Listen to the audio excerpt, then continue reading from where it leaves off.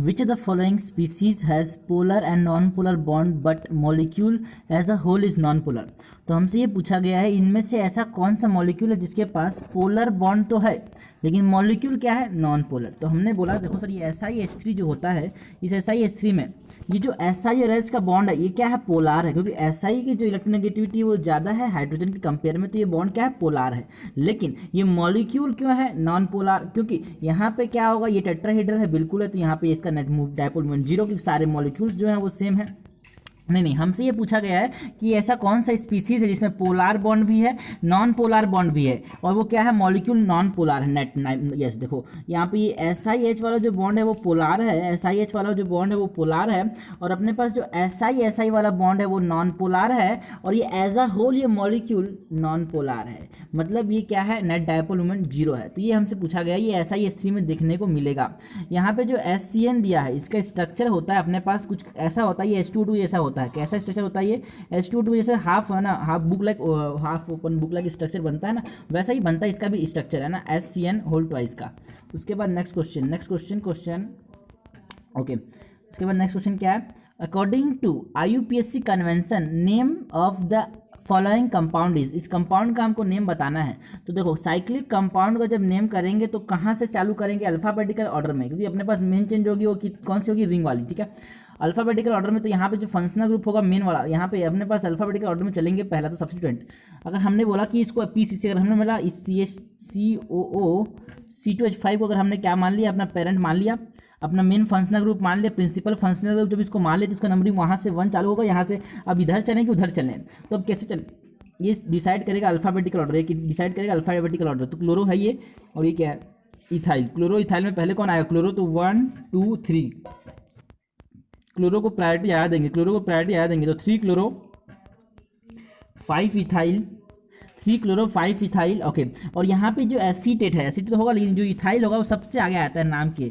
जो इथाइल जो होता है एस्टर का, इथाइल जो होता है वो सबसे आगे आ जाता है नाम के। इथाइल जो होता है एस्टर का वो सबसे आगे आता है नाम के। तो यहाँ पे जो अपना आंसर हो जाएगा, ये ऑप्शन हो जाएगा अपने पास बी वाला, 3 ethyl 3 chloro 5 ethyl benzoate, okay, ये अपना आंसर हो जाएगा। अभी नेक्स्ट की बात कर लेते हैं। नेक्स्ट के बाद आंसर जाएगा इसमें का बी वाला ऑप्शन, ये वाला। उसके बाद कौन सा है, question number 5, molten sodium chloride, okay, conduct electricity due to the presence of, देखो मोल्टेन NaCl, अगर हमने बोला एक्वस जो है, एक्वस NaCl पानी में डाल दिया नमक को, तो वो कंडक्ट कर रहा है electricity due to the presence of free electrons, okay, no free ions, क्योंकि वहाँ पे आयंस है, ओके, अपने पास आयंस हो गए, वो डिसोसिएट हो गए, आयंस में NaCl Na+ और Cl- में डिसोसिएट हो जाएगा। जब डिसोसिएट हो जाएगा तो वो क्या बनाएगा, वो कंडक्ट कर जाएगा इलेक्ट्रिसिटी। लेकिन जब हमने बोला मोल्टेन पिघला दिया उसको, तो पिघला दिया तो जो फ्री आयंस होंगे वहाँ भी थोड़े मोटे फ्री आयंस हो जाएंगे, उसकी वजह से वो क्या शो करेंगे, कंडक्टिविटी शो करेंगे। यस, ये अपना आ जाएगा बी आंसर हो जाएगा, फ्री आयंस की वजह से कंडक्टिविटी शो करते हैं मोल्टेन NaCl। उसके बाद क्वेश्चन जो है, विच the following is not a resonance form of para amino benzaldehyde, ठीक है। तो देखो पहला वाला तो हो सकता है क्योंकि हमारे पास रेजोनेंस हो जाएगा, जब रेजोनेंस हो जाएगा तो ऐसा बन सकता है। देखो कभी भी रेजोनेंस के समय कभी भी रेजोनेंस होगा तो ये लोग एरोमेटिसिटी खोना नहीं चाहेंगे। अगर एरोमेटिसिटी अगर एरोमेटिसिटी खो गया तो वो रेजोनेंस करेंगे ही क्यों, स्टेबिलिटी चाहते हैं। रेजोनेंस क्यों होता है, स्टेबिलिटी के लिए। अगर वो रेजोनेंस करते करते एरोमेटिसिटी ही खो गया तो वो रेजोनेंस नहीं शो करेंगे, ऐसा वाला। तो अपने पास देखो ये तो हो जाएगा क्योंकि स्टेबल मतलब रेजोनेंस में ये एरोमेटिक भी है। उसके बाद वाला क्या है, ये बी वाला ने क्या किया, यहाँ पे इसका हाइब्रिडाइजेशन sp3 हो गया इस वाले कार्बन का। जब इसका हाइब्रिडाइजेशन sp3 हो गया तो ये क्या हो गया, नॉन एरोमेटिक हो गया, नॉन प्लेनर हो गया तो नॉन एरोमेटिक हो गया। जब नॉन एरोमेटिक हो गया तो ये ऐसा रेजोनेंस शो करना चाहेगा क्या जिसमें वो नॉन एरोमेटिक हो जाए, नहीं, ये ऐसा रेजोनेंस शो करना ही नहीं चाहेगा जिसमें वो नॉन एरोमेटिक हो जाए। तो ये अपना आंसर हो जाएगा, क्योंकि ऐसा रेजोनेंस फॉर्म नहीं बनेगा। ये वाला बन जाएगा, सी वाला बन जाएगा, डी वाला बन जाएगा, लेकिन बी वाला नहीं बनेगा और बी वाला अपना आंसर हो जाएगा क्योंकि बी वाला बन नहीं रहा है, यहाँ पे sp3 हो नहीं सकता। उसके बाद कौन सा question number 7, when the temperature is increase in the surface tension, जब हमने टेम्परेचर क्या किया, इंक्रीज किया। जब टेम्परेचर क्या किया, इंक्रीज किया, तो सरफेस टेंशन क्या होगा, इंक्रीज होगा कि डिक्रीज होगा, डिक्रीज जाएगा। देखो क्योंकि एनसीईआरटी में लिखा है, 12th की एनसीईआरटी 11th की एनसीईआरटी फिजिक्स वाली। ओके, विस्कोसिटी टेम्परेचर बढ़ने के साथ साथ विस्कोसिटी कम हो जाता है, टेम्परेचर बढ़ने के साथ साथ सरफेस टेंशन भी कम हो जाता है। ऐसे मैंने एनसीईआरटी बोलती है, like viscosity the surface tension of liquid usually falls, मतलब decreases when temperature means if we increase the temperature then the viscosity as well as the surface tension will decrease. दोनों डिक्रीज हो जाएंगे। ये जो interaction है ना, क्योंकि surface tension simple से क्या है, इंट्रैक्शन है ना, अट्रैक्टिव फोर्स समझ लेना, अट्रैक्टिव फोर्स समझ लेना। जब बॉन्ड जब टेम्परेचर बढ़ जाएगा तो अट्रैक्टिव फोर्स कम हो जाएगा, तो इंट्रैक्शन जो होगा, काइनेटिक एनर्जी बढ़ जाएगा, वो दूर दूर जाना चाहेंगे, और दूर दूर जाना चाहेंगे तो अट्रैक्टिवनेस जो हो जाएगी वो कम हो जाएगी, मतलब सरफेस टेंशन क्या हो जाएगा, डिक्रीज हो जाएगा। सरफेस टेंशन टेम्परेचर बढ़ाने के साथ टेम्परेचर बढ़ाने के साथ सरफेस टेंशन डिक्रीज हो जाएगा। तो आंसर हो जाएगा बी। उसके बाद अच्छा, उसके बाद क्वेश्चन क्या है, A plus NaNO2 A plus NaNO2 gives N2O plus HCl plus 2H2O in this reaction A can be. तो यहाँ पे जो A है वो क्या होगा, NH2OH.HCl। ये NH2OH जब है ना, NH2OH.HCl जब किसके साथ रिएक्ट करेगा, NaNO2 के साथ, तो क्या बनाएगा, ये N2O देगा और NaCl देगा। एक N2O एक बहुत इंपॉर्टेंट रिएक्शन एक और है, N2O और कब बनता है, N2O कब बनता है, इंपॉर्टेंट है अपने पास। जब ना जिंक रिएक्ट करेगा, जब जिंक रिएक्ट करेगा डाइल्यूट HNO3 के साथ, जब डाइल्यूट HNO3 के साथ जिंक रिएक्ट करेगा तो N2O भी बनता है। यहाँ पे ये रिएक्शन बहुत इंपॉर्टेंट है, तो इसके साथ साथ ये रिएक्शन अपने पास दिमाग में होनी चाहिए, क्योंकि ऐसे टॉपिक है जहाँ से क्वेश्चन थोड़े से आ रहे हैं बाहर से, लेकिन अपने को पता होनी चाहिए रिएक्शन कौन सा कब आ जाए। तो Na है ना, इसका कोई मैकेनिज्म भी रहता नहीं है यहाँ पे, है ना, NH2OH.HCl जो है, ये दिमाग में याद रखने का तरीका लिख लो बार बार। अच्छा, तो जब NaNO2 के साथ जब रिएक्ट करेगा तो क्या बनाएगा, NaCl बनाएगा और उसके साथ N2O मिल जाएगा। N2O मिल जाएगा कब, है ना, जैसे हाइड्रोक्सिल अमीन होता है NH2OH, उसी प्रकार का है हाइड्रोक्सिल तो ये जो हाइड्रोक्सिल अमीन.HCl जो होगा, जब ये NaNO2 के साथ रिएक्ट करेगा तो ये N2O बनाएगा। ओके, तो आंसर क्या हो जाएगा, सी। आंसर क्या हो जाएगा, सी हो जाएगा। आंसर क्या हो जाएगा, सी। उसके बाद 8:8 coordination of CaCl is found to change into 6:6 coordination on. ठीक है, तो 8:8 मतलब CaCl का, है ना, CaCl जो कि कैसे स्ट्रक्चर बनता है, SCP, है ना, SCP बनाता है क्या। ओके, अपने पास उसके बाद NaCl जो कि BCC स्ट्रक्चर बनाता है, BCC। ठीक है, तो ये इंपॉर्टेंट तो ये है कि हमने बोला है कि 8:8 जो CaCl है वो किस में चेंज हो जा रहा है, 6:6 NaCl वाले में। तो हाई टेम्परेचर में क्या होगा, ओके, हाई टेम्परेचर में क्या होगा, NaCl में चेंज हो जाएगा। तो कोई मेरे को बोलेगा हाई टेम्परेचर में जाना चाहोगे क्या, है ना, हाई टेम्परेचर में जाना चाहोगे, तो मैं बोलूँगा नहीं जाना चाहूँगा, तो ना। तो when high temperature okay applied on CaCl then it convert into okay it's the coordination number 6:6। पहले था 8:8, वो 6:6 में कन्वर्ट हो जाएगा कब, जब टेम्परेचर ज़्यादा अप्लाई किए तब।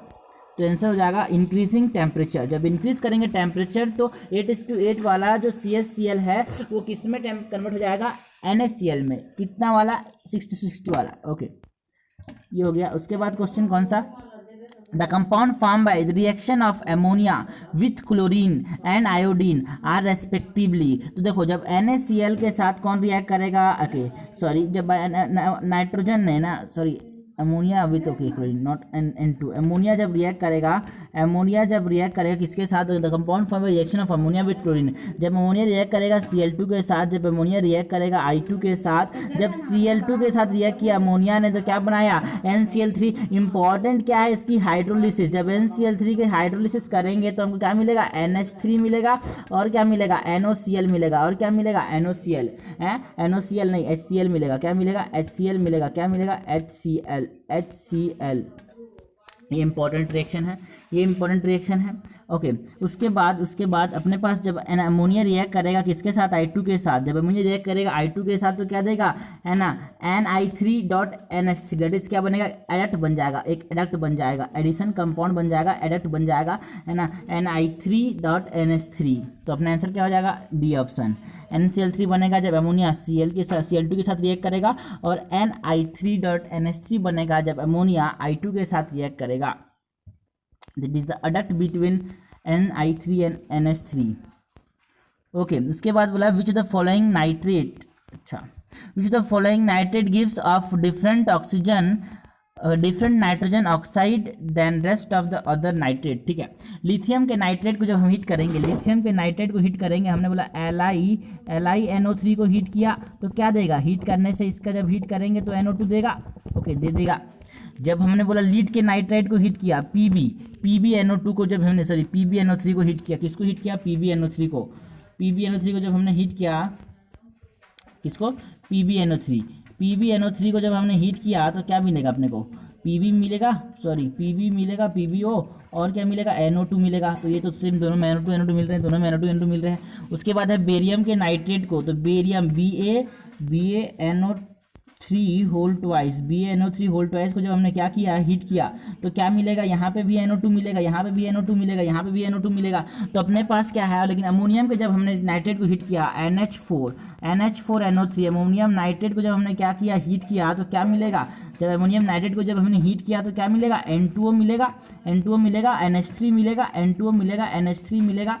ओके, और तो यहाँ पे N2O मिल रहा है, यहाँ पे नाइट्रस ऑक्साइड मिल रहा है, N2O मिल रहा है। तो हमने बोला देखो बाकी सब में NO2 मिल रहा है, नाइट्रोजन डाइऑक्साइड मिल रहा है, लेकिन इसमें क्या है, जो एमोनियम नाइट्रेट की हीटिंग में हमको N2O मिल रहा है। तो हमने बोला तो यहाँ पे ये सबसे डिफरेंट है, तो आंसर क्या हो जाएगा, डी। आंसर क्या हो जाएगा, डी, कि इसमें क्या है, सबसे डिफरेंट प्रोडक्ट हमको मिल रहा है। Okay, and next question is, हमसे पूछा गया which, okay, arrange the following ester correctly indicate the decreasing rate of the hydrolysis. हमको क्या बताना है, डिक्रीजिंग रेट ऑफ हाइड्रोलिसिस बताना है। अच्छा, डिक्रीजिंग रेट ऑफ हाइड्रोलिसिस, तो हमको ये पता होना चाहिए जो रेट ऑफ हाइड्रोलिसिस है, हाइड्रोलिसिस उल्टा है किसका, एस्टरिफिकेशन का। देखो ये एस्टर है, सब एस्टर है, एस्टर का हाइड्रोलिसिस कर रहे हैं, है ना। उस सीधा रिएक्शन अल्कोहल का और एसिड का एस्टरिफिकेशन कहलाता है, उल्टा रिएक्शन हाइड्रोलिसिस कहलाता है। जो हाइड्रोलिसिस की रेट है ना, वो डायरेक्टली प्रोपोर्शनल माइनस आई के है। लोग जनरली क्या सोच लेते हैं कि भाई प्लस आई बढ़ा देगा बढ़ा देगा बढ़ा देगा रिएक्टिविटी, यहाँ पे थोड़ा सा उल्टा केस चलता है। यहाँ पे हाइड्रोलिसिस जो होता है वो माइनस आई के डायरेक्टली प्रोपोर्शनल माइनस एन के, डायरेक्टली प्रोपोर्शनल माइनस एच के, डायरेक्टली प्रोपोर्शनल मतलब मैंने बोला deactivating group increases the rate of hydrolysis.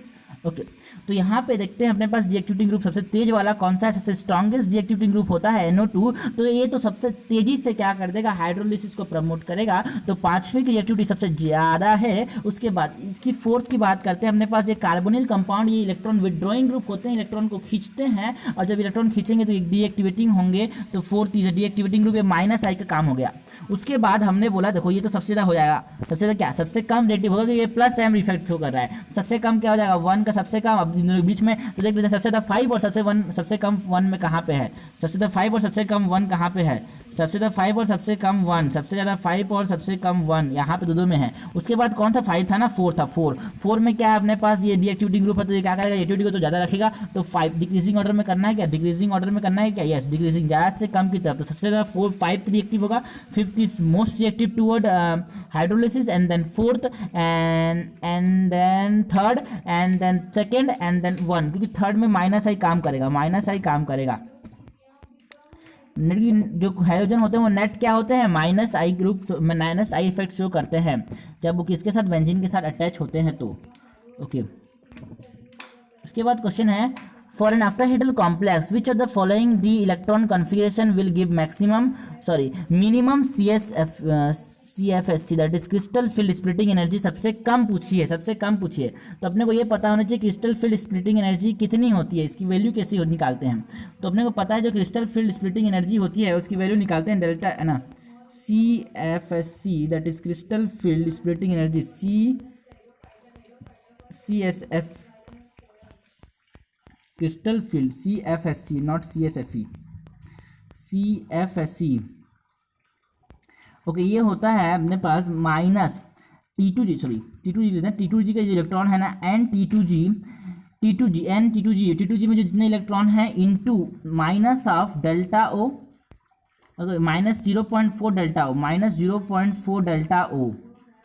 उसके बाद इसको प्लस करना है किससे, EG में जितने इलेक्ट्रॉन है into 0.6 delta O, 0.6 delta O से इसको क्या कर देना है, मल्टीप्लाई कर देना है।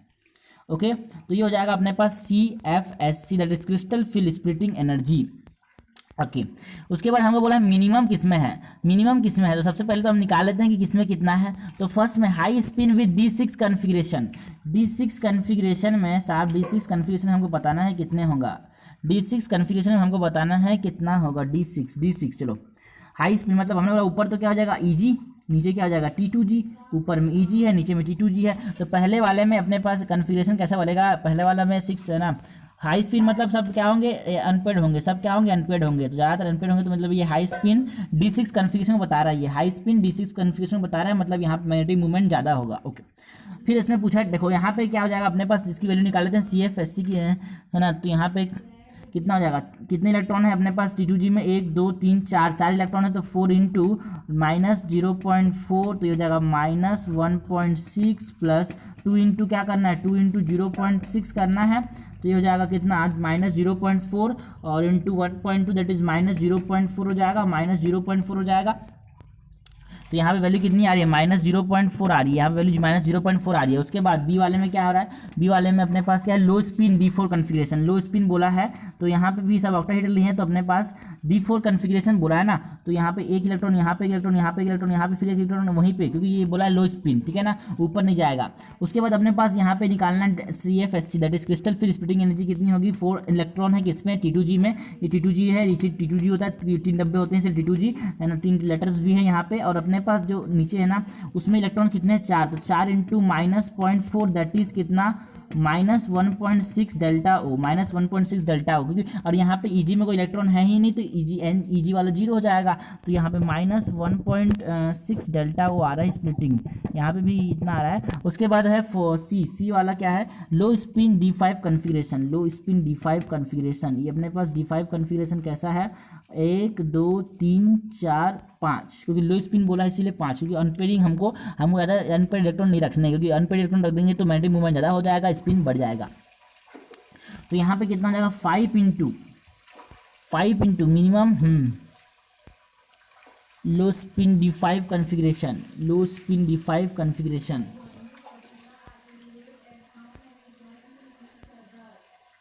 ओके। तो यहाँ पे क्या है, 5 इंटू -0.4, तो कितना आ रहा है यहाँ पे, -2 आ रहा है, -2, तो यहाँ पे -2 आ रहा है, सॉरी डेल्टा ओ। तो सबसे कम किस में आ रहा है, देख लेते हैं, डी वाला देख लेते हैं, हाई स्पिन D7 बोल रहा है, high spin D7, high spin D7, high spin D7, okay. तो 1 2 3 4, अरे यार गलती हो गई, यहाँ पे क्या होगा अपने पास, ये 2 होंगे, यहाँ पे नीचे में 3 होंगे, तो 1 2 3 4 5 6 7, और क्या बोला है, high spin high spin high spin, ठीक है। तो ऐसा हो जाएगा, यहाँ पे EG हो गया, ये T2G हो गया अपने पास, तो हमसे बोला है हाई स्पिन, तो यहाँ पे इसमें इलेक्ट्रॉन कितने हैं, 1 2 3 4 5, तो 5 इंटू -0.4, तो ये हो जाएगा -2, और ये हो जाएगा 2 इंटू 0.6 दैट इज +1.2, तो नेट क्या आ जाएगा, यहाँ पे -0.8 आ जाएगा, -0.8 डेल्टा वो आ जाएगा। सबसे कम कहाँ पे है, सी पे, तो सबसे मिनिमम CFSC कहाँ पे होगी, सबसे कम स्प्लिटिंग कहाँ पे होगी, ओके, सबसे कम स्प्लिटिंग यहाँ पे होगी सी में, क्योंकि माइनस वाला होगा, साइन को देखना पड़ेगा, माइनस वाला कम है, तो सी आंसर हो जाएगा अपने पास। उसके बाद question next, in the reaction sequence, okay, अपने पास क्या दे दिया, 2 इथाइन के मॉलिक्यूल दे दिए, दोनों को कॉपर Cu2Cl2 के साथ, ये ना 109 में भी आया था, ये टेस्ट नंबर 109 में भी आया था, ओके। तो इसमें क्या होता है अपने पास, पहले तो क्या होता है कि ये दोनों कंबाइन कर जाते हैं, ऐसा स्ट्रक्चर बन जाता है, ऐसा स्ट्रक्चर बन जाता है, ओके। फिर क्या होगा, इसका एक एल्काइन जो होता है वो एल्कीन में भी कन्वर्ट हो जाता है, तो यहाँ पे जो स्ट्रक्चर बनेगा वो ऐसा स्ट्रक्चर बन जाएगा, कैसा स्ट्रक्चर बन जाएगा, ऐसा, ओके। एक एल्काइन जो था वो एल्कीन में कन्वर्ट हो जाता है, एल्काइन जो होता है वो रिड्यूस होता है और किसमें, एल्कीन में कन्वर्ट हो जाता है, ओके। अब देखो यहाँ पे ये वाला बन गया, अब ये वाला जब बन गया, फिर क्या किया, इसमें HCl का एडिशन कर दिया, किसका एडिशन कर दिया, HCl का एडिशन कर दिया, किसका एडिशन कर दिया, HCl का एडिशन कर दिया। और जब इसमें HCl का एडिशन कर दिया तो क्या होगा, जब HCl का एडिशन करेंगे तो एल्कीन में एडिशन होगा कि एल्काइन में एडिशन होगा, alkynes are always less reactive than alkenes, हमको ये पता है कि एल्कीन्स जो होते हैं वो ज़्यादा रिएक्टिव होते हैं, alkenes are always more reactive than alkyne. लेकिन जब हमारे पास रेजोनेंस होगा, जब अपने पास रेजोनेंस होगा तो जो एल्काइंस हैं वो ज़्यादा रिएक्टिव हो जाएंगे, किससे, एल्कीन से, क्योंकि अपने पास जो इलेक्ट्रोफाइल आएगा वो सोचेगा भाई अपने पास यहाँ पे इलेक्ट्रॉन डेंसिटी ज़्यादा है, और जब यहाँ पे इलेक्ट्रॉन डेंसिटी ज़्यादा है तो अटैक कहाँ पे करेगा, एल्काइन पे। लेकिन अगर अपने पास रेजोनेंस नहीं हो रहा, कल क्वेश्चन आया था, जब अपने पास अगर रेजोनेंस नहीं हो रहा, अगर अपने पास रेजोनेंस नहीं हो रहा तो अटैक कहाँ करेगा, वो अटैक कहाँ करेगा, एल्कीन पर अटैक करेगा, एल्काइन पर अटैक करेगा, एल्कीन पर अटैक करेगा अगर रेजोनेंस नहीं हो रहा। लेकिन अगर रेजोनेंस हो रहा है तो एल्काइन पर अटैक करेगा, अगर रेजोनेंस नहीं हो रहा है तो एल्कीन पर अटैक करेगा, और रेजोनेंस हो रहा है तो एल्काइन पर अटैक करेगा, और यहाँ पे रेजोनेंस हो रहा है तो एल्काइन पर अटैक करेगा। जब इसका HCl पे जब जोड़ दिया तो मार्कोनिकॉफ यहाँ लगा देंगे, जब मार्कोनिकॉफ लगा देंगे तो हाइड्रोजन कहाँ जाएगा, हाइड्रोजन वहाँ जाएगा जहाँ हाइड्रोजन ज़्यादा है, हाइड्रोजन वहाँ जाएगा, सॉरी हाइड्रोजन कहाँ जाएगा, हाइड्रोजन वहाँ जाएगा जहाँ हाइड्रोजन ज़्यादा है, तो CH2 हो जाएगा, यहाँ पे फिर ये हो जाएगा अपने पास Cl आ जाएगा, यहाँ पे ट्रिपल बॉन्ड हो जाएगा C triple bond CH। Okay okay okay okay, तो यहाँ पे हो गया अपने पास। अच्छा, तो यहाँ पे डबल बॉन्ड आ जाएगा, ये क्लोरोप्रीन बन जाएगा, क्या बन जाएगा, क्लोरोप्रीन। ये रहा क्लोरोप्रीन। ये क्लोरोप्रीन की सिंथेसिस के लिए ये स्टेप इंपॉर्टेंट इसलिए है, इसका काम में क्यों लिया, इसका काम में इसलिए लिया क्योंकि ये इंपॉर्टेंट स्टेप है किसमें, क्लोरोप्रीन की सिंथेसिस में। इस रिएक्शन को इसलिए दिया गया क्योंकि एक रिएक्शन क्या है, इंपॉर्टेंट है किसमें, क्लोरोप्रीन के फॉर्मेशन में।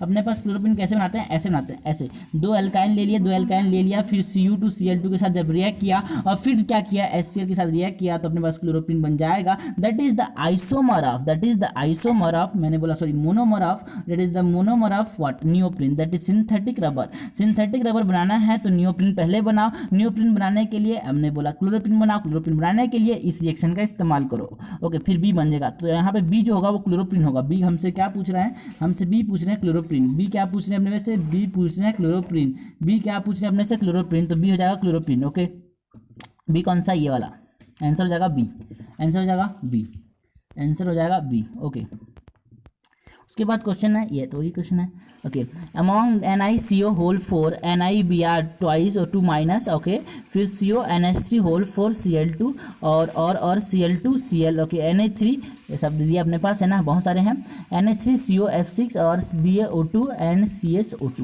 The total number of diamagnetic compound is, इसमें से कितने डायमैग्नेटिक होंगे, तो तीन चीज़ों के तो वैल्यू अपने को याद होनी चाहिए, तीनों एनसीईआरटी ने मेंशन किए हैं, एक तो NiCO होल 4, एक तो NiCN होल 4 -2 और एक तो NiCl होल 4 -2। तीन है अपने पास, तीनों को अपने पास दिमाग में याद रखना है, तीनों को दिमाग में क्या रखना है, याद रखना है। कैसे, देखो पहला तो अपने पास NiCl सिंपल सी बात है। देखो यहाँ पे Cl जो है वो क्या है, सफल है कि विफल है, ये WFL है, वीक फील्ड लिगेंड है, और ये वीक फील्ड लिगेंड है तो क्या होगा, पेयरिंग होगी क्या, पेयरिंग नहीं होगी। अगर पेयरिंग नहीं होगी तो क्या होगा, अपने पास ये ऑक्टेट खाली होगा क्या, नहीं होगा। अगर खाली नहीं होगा तो क्या डी आएगा क्या, नहीं आएगा, डी नहीं आएगा तो क्या आएगा, sp3 होगा अपने पास। क्योंकि अपने पास अगर चार अपने पास है, चार है ना, Cl4 लिखा है, CN4 लिखा है या फिर CO4 लिखा है, मतलब टेट्राहेड्रल कॉम्प्लेक्स है। अगर टेट्राहेड्रल कॉम्प्लेक्स है तो ऑप्शन तो C2 है, या फिर sp2 बनाएगा या फिर sp3 बनाएगा। अगर इसके पास डी खाली ही नहीं है तो ये sp3 बनाएगा। Okay, so NiCl whole 4 is sp3, पूछा नहीं लेकिन इनको दिमाग में होना चाहिए। और हमने पास उसके बाद क्या है, NiCO। Okay, NiCO whole 4। अच्छा, NiCO होल 4 की बात कर लेते हैं। NiCO होल 4 ये अपने पास कैसा होगा, ये sp3 होगा, क्योंकि ये CO जो है वो क्या है, एक स्ट्रॉन्ग फील्ड लिगेंड है, सफल है, किसमें पेयरिंग कराने में सफल है। जब इसने पेयरिंग करा दी तो अपने पास क्या होगा, वो अंदर वाला जो D था वो खाली ही नहीं होगा। जब अंदर वाला D खाली ही नहीं होगा तो वो D sp2 बना सकता ही नहीं है, तो sp3 बना लेगा। क्या बना लेगा, ये sp3 बना लेगा। Okay, it form sp3 and it is tetrahedral in shape. उसके बाद NiCN होल 4 -2, इसकी बात करते हैं। इसके इंपॉर्टेंट है क्योंकि देखो यहाँ पे साइनाइड जो है, यहाँ पे देखो, यहाँ पे क्या है, पेयरिंग तो कराने के लिए कि भाई यहाँ पे नाइट्रोजन जो है वो जीरो ऑक्सीडेशन स्टेट में है। यहाँ पे नाइट्रोजन जो है वो जीरो ऑक्सीडेशन स्टेट में, हमने क्या किया, एस पे इलेक्ट्रॉन जो थे ना उसको पीछे खिसकाने पड़े, एस के इलेक्ट्रॉन को पीछे खिसकाने पड़े, इसीलिए NiCO होल 4 में क्या हो गया, अपने पास डी खाली नहीं हुआ, बचा ही नहीं वो, मतलब क्या हो गया, खाली नहीं था, तो इसीलिए डी खाली नहीं था, इसलिए DsP2 नहीं बन पाया। लेकिन NiCN होल 4 -2 की बात करते हैं, NiCN होल 4 -2 की बात करते हैं। इसमें क्या हो रहा है, इसमें कि एक अच्छा केस चल रहा है कि Ni+2 पे है। यहाँ पे NiCN होल 4 -2 में क्या है, Ni+2 में है, Ni क्या है, +2 में है, Ni क्या है, +2 में है, Ni क्या है, +2 में। अगर Ni+2 में है, इसका मतलब क्या है कि S इलेक्ट्रॉन जा चुके हैं, कन्फिगरेशन डी में कुछ ऐसा है, ये इलेक्ट्रॉन जब इधर जाएगा तो क्या हो जाएगा, ये पेयर हो जाएगा, ये पेयर बन गया। जब पेयर बन गया तो ये डी खाली हो गया, यहाँ से इलेक्ट्रॉन चला गया तो डी खाली हो गया। जब डी खाली हो गया तो DsP3 यहाँ पे इसका हाइब्रिडाइजेशन ना DsP2 हो जाता है, DsP3। तो इसको 3 ऑर्बिटल चाहिए ना, इसलिए तो डी सॉरी 4 ऑर्बिटल ही चाहिए, इसीलिए तो DsP2 बनेगा, स्क्वायर प्लेनर शेप हो जाएगा इसका। तो यहाँ पे क्या है, अपना इतना बात चलेगा। तो यहाँ पे क्या है कि NiCO4 में क्या हो रहा है, सॉरी NiCO4 में क्या हो रहा है, यहाँ पे पेयरिंग हो रही है, यहाँ पे क्या हो रही है, पेयरिंग हो रही है, यहाँ पे पेयरिंग हो रही है, यहाँ पे पेयरिंग नहीं हो रही है, क्योंकि यहाँ पे पीछे जा रहा है इलेक्ट्रॉन, यहाँ पे पीछे जा रहा है इलेक्ट्रॉन, क्योंकि यहाँ पे Na+2 पे है ही नहीं, यहाँ पे Na+2 पे है ही नहीं। जो S का जो इलेक्ट्रॉन था वो D पे चला गया, D पे चला गया, तो D पे जाने के बाद S खाली हो गया, S खाली होने के बाद अपने पास D पूरा भर गया, D पूरा भर गया, तो ये डायमैग्नेटिक हो जाएगा। ये पैरामैग्नेटिक है, क्योंकि अपने को सब सिंपल सी बात है, NiBr4 को ऐसे नहीं सोचना, अपने को NiCl4-2 की फॉर्म में सोच लेना है। तो अपने पास ऐसे ही सोचेंगे तो क्या हो जाएगा, ऐसे सोचेंगे तो क्या हो जाएगा, ऐसा सोचेंगे तो अपने पास ऑर्बिटल खाली हो जाएगा, और ऑर्बिटल खाली हो जाएगा तो ये पैरामैग्नेटिक हो जाएगा, नॉट डायमैग्नेटिक। उसके बाद CONH3 4Cl2, इसमें की बात करते हैं, इसमें क्या हो रहा है, इसमें क्या हो रहा है, इसमें अपने पास ऑर्बिटल क्या है, डब्बा खाली की भरा हुआ है, डब्बा खाली की भरा हुआ है, डब्बा खाली की भरा हुआ है, इसमें डब्बा भरा हुआ है, क्योंकि NH3 क्या है, सफल है, स्ट्रॉन्ग फील्ड लिगेंड है, तो क्या करेगा, पेयरिंग करा देगा, डब्बा भर गया तो डायमैग्नेटिक हो जाएगा यार। उसके बाद है NOFe यार, F6 देखो, इसमें सॉल्व करने की जरूरत नहीं है, सॉल्व नहीं करना डब्बा बना बना के, इसमें क्या करना है, दिमाग से थोड़ा सोच लेना है, F- एफल है कि विफल है, ये विफल है, पेयरिंग करवा नहीं सकता, पेयरिंग करवा नहीं सकता, तो ऑर्बिटल खाली ही होगा गारंटी, तो ये अपने पास पैरामैग्नेटिक हो जाएगा, ये क्या हो जाएगा, पैरामैग्नेटिक। उसके बाद BaO2, तो क्या है, BaO2-2 का ना, तभी तो क्या हो जाएगा, सुपर ऑक्साइड बना रहा है, सुपर ऑक्साइड बना रहा है, तो BaO2, तो यहाँ पे जब तोड़ेंगे तो उसको ये O2 है और Ba+2 है, तो ये O2 मतलब सुपर ऑक्साइड है, सुपर ऑक्साइड में इलेक्ट्रॉन कितने हैं, 16 और 2 18, 18 इलेक्ट्रॉन मतलब क्या हो गया, ऑड हो गया, नहीं सर इवन 18 इवन नंबर है यार, और 18 इवन नंबर है, तो मतलब ये पैरामैग्नेटिक डायमैग्नेटिक, तो Ba2 डायमैग्नेटिक हो जाएगा। CSO2 मतलब यहाँ पे क्या हो जाएगा, O2 से बना होगा, मतलब ये क्या होगा, पैरामैग्नेटिक होगा, और ये पैरामैग्नेटिक है, अगर ये पैरामैग्नेटिक है तो क्या होगा, इलेक्ट्रॉन कितने हैं, 17 है, 17 इलेक्ट्रॉन तो पैरामैग्नेटिक है, तो यहाँ पे आंसर ये नहीं होगा। तो अपने पास सिर्फ NiCO4 BaO2 that is very super oxide, green colour क्या होता है, ग्रीन, और CO NH3 जो होंगे क्या होंगे, ये डायमैग्नेटिक होंगे। अपने पास 3 ऑप्शन, 3 ऐसे हैं जो कि क्या होंगे, डायमैग्नेटिक होंगे। ओके उसके बाद क्या, which the following can produce a colour change from yellowish brown to light green in acidified aqueous solution of iron 3 chloride. ठीक है, तो एसिड क्या कर रहा है, ये ब्राउन से कौन ग्रीन कन्वर्ट कर सकता है। तो देखो जब हमने क्या किया रुको जिंक को रिएक्ट कर दिया, जिंक को जब मैंने रिएक्ट किया HCl के साथ, तो क्या निकलेगा, जिंक कभी भी किसी भी एसिड में डालेंगे तो क्या निकलेगा, हाइड्रोजन गैस रिलीज आएगी। और हाइड्रोजन गैस रिलीज हुई कि नहीं हुई कैसे लेबोरेटरी में कैसे टेस्ट करेंगे, एक कैंडल को एक माचिस जला के देखेंगे उस टेस्ट ट्यूब के साथ, अगर जब टेस्ट ट्यूब के पास जला के देखा माचिस और पॉप साउंड आ रहा है, पॉप साउंड सुनाई दे रही है, तो हमने बोला कि हाँ भाई कुछ तो गड़बड़ नहीं है, हाइड्रोजन गैस रिलीज हो रही है। और जब हाइड्रोजन गैस रिलीज हो रही है तो क्या करेगा, ये रिड्यूस कर देगा, किसी को रिड्यूस कर देगा। यस, जब हमने जिंक पे HCl डाला या फिर HCl पे जिंक डाला तो क्या मिला, H2 मिला। तो यहाँ पे हाइड्रोजन मिलता है, कैसा वाला, नेसेंट हाइड्रोजन, वो बहुत ज़्यादा रिएक्टिव है यार, इसके पास तो इलेक्ट्रॉन बहुत कमी है, तो ये बहुत ज़्यादा रिएक्टिव हो जाएगा, हाईली रिएक्टिव होगा, तुरंत किसी को रिड्यूस कर देगा। तुरंत रिड्यूस करने के लिए अपने पास दे दिया रिएक्शन में क्या, आयरन क्लोराइड है ना, आयरन 3, इसका ऑक्सीडेशन स्टेट +3 है, तो FeCl3 दे दिया रिड्यूस करने के लिए। FeCl3 पे जब हाइड्रोजन ऐड करेगा, इसको रिड्यूस करेगा किस पे, FeCl3 को FeCl2 में कन्वर्ट कर देगा, FeCl3 को FeCl2 में कन्वर्ट कर देगा, ये +3 से इसको +2 में कन्वर्ट कर देगा,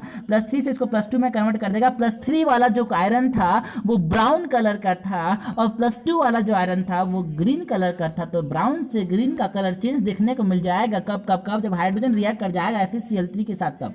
तो यहाँ पे पहले तो हाइड्रोजन बनाया कैसे, जिंक और HCl को रिएक्ट करके, तो addition of zinc and HCl can give a change of brown to green. Okay ठीक है, तो आंसर क्या जाएगा, सी आंसर हो जाएगा। उसके बाद next question, in the given reaction, इसी रिएक्शन की बात करते हैं, इसमें दिया अपने पास इसको पहले रिड्यूस कर दिया ओके, कंपाउंड दिया उसको रिड्यूस कर रहा है NaBH4 के साथ। ओके, तो अपने पास सिंपल सी बात है, NaBH4 क्या करेगा, रिड्यूस करेगा, लेकिन पहले तो ये पता होना चाहिए कि किसकी रिड्यूस करेगा। तो हमने बोला रिडक्शन की बात करते हैं एल्डिहाइड एंड कीटोन्स की, एल्डिहाइड और कीटोन्स की रिएक्शन की बात करते हैं। जो एल्डिहाइड होगा जब उसको NaBH4 के साथ रिएक्ट किया तो वो क्या बनाएगा, अल्कोहल। इस एल्डिहाइड को इस NaBH4 के साथ, हमने बोला NaBH4 एक माइल्ड रिड्यूसिंग एजेंट है, एक फीबल है, एक धीमा है, एक है ना मंद है, तो हमने बोला NaBH4 is a mild reducing agent. Okay, तो ये किस में कन्वर्ट कर देगा, ये किस में कन्वर्ट कर देगा, इस कीटोन को अल्कोहल में, भी कौन सा सेकेंडरी वाला अल्कोहल में कन्वर्ट कर दिया। तो यहाँ पे जो अपने पास पहला जो बनेगा ना ए, वो कौन सा हो सकता है, अल्कोहल बनेगा। ये नहीं हो सकता, एल्कीन रिड्यूस नहीं कर सकता ये। NaBH4 के साथ इतनी ताकत ही नहीं है, ये तो mild oxidising sorry mild reducing agent है, तो इसके पास इतनी ताकत ही नहीं है कि एल्कीन को रिड्यूस कर सके, उसके लिए तो स्ट्रॉन्ग रिड्यूसिंग एजेंट की जरूरत पड़ती है, तो ये एल्कीन को रिड्यूस नहीं कर पाएगा। तो अपने पास क्या हो जाएगा, ये बी तो आंसर नहीं होगा। उसके बाद देख लेते हैं सी, सी कौन सा है, सी सी सी सी, तो सी तो है ही नहीं, कोई बात नहीं, ठीक है। तो सी तो अपने पास नहीं हो सकता, अपने पास क्या हो सकता है। उसके बाद देख लेते हैं ए जब बन गया, ए बन गया तो फिर क्या कर दिया, इसका हाइड्रोबोरेशन ऑक्सीडेशन कर दिया, क्या कर दिया, हाइड्रोबोरेशन ऑक्सीडेशन कर दिया।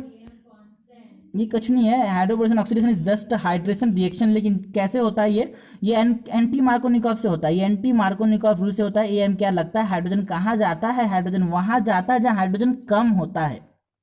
ओके, तो हाइड्रोजन कहाँ जाएगा, अभी ये एल्कीन एडिशन होगा, है ना। अभी हाइड्रोबोरेशन ऑक्सीडेशन जो हो रहा है वो कहाँ पे होगा, एल्कीन पे होगा। तो अभी एल्कीन की बारी, अब पहले तो इसकी बारी हो चुकी है, अब एल्डिहाइड हो चुका रिड्यूस, अब उसकी बारी होगी एल्कीन की बारी। अब एल्कीन क्या हो जाएगा, हाइड्रेशन हो जाएगा। तो हाइड्रोजन वहाँ जाएगा जहाँ हाइड्रोजन ज्यादा है कि कम है, कम है, तो हाइड्रोजन यहाँ जाएगा, क्योंकि यहाँ पहले हाइड्रोजन कम है और यहाँ पे हाइड्रोजन ज्यादा है, तो यहाँ पे वह जाएगा। तो अपने पास कौन सा बन जाएगा, ये वाला पहला ऑप्शन हो जाएगा अपना आंसर। हमको ये पूछा गया है, बी पूछा गया है, अपने पास ये हो जाएगा ए, करेक्ट। ओके, उसके बाद बोला गया, रिएक्शन देखते हैं अपने पास, identify the reagent A and B respectively in the following reaction. Acid था उसको एसिड क्लोराइड में कन्वर्ट किया, जरा बताओ तो रिएजेंट कौन सा इस्तेमाल किए। सर हमको SOCl2 इस्तेमाल करना पड़ेगा, हमको थायोनिल क्लोराइड, समझ लेना, एक होता है सल्फ्यूरिल क्लोराइड, एक होता है थायोनिल क्लोराइड। तो SOCl2 को थायोनिल क्लोराइड बोलते हैं। थायोनिल क्लोराइड SOCl2 को जब रिएक्ट करेंगे एसिड के साथ तो वो एसिड क्लोराइड में कन्वर्ट हो जाएगा। तो ये एसिड क्लोराइड में कन्वर्ट करने के लिए SOCl2 तो ये ऐसे नहीं होता, ठीक है। फिर क्या किया, इसी एसिड क्लोराइड को किसी रीजन में रिएक्ट किया, किसी रीजन में डाल दिया। अब मैंने बोला एक डब्बे में डाला जिसमें रीजेंट अननोन था, तो हमने देखा कि एल्डिहाइड बना। तो उस रीजन क्या लिया होगा, उसने रीजन क्या लिया होगा, उसने रीजन लिया होगा H2PD और BSO4।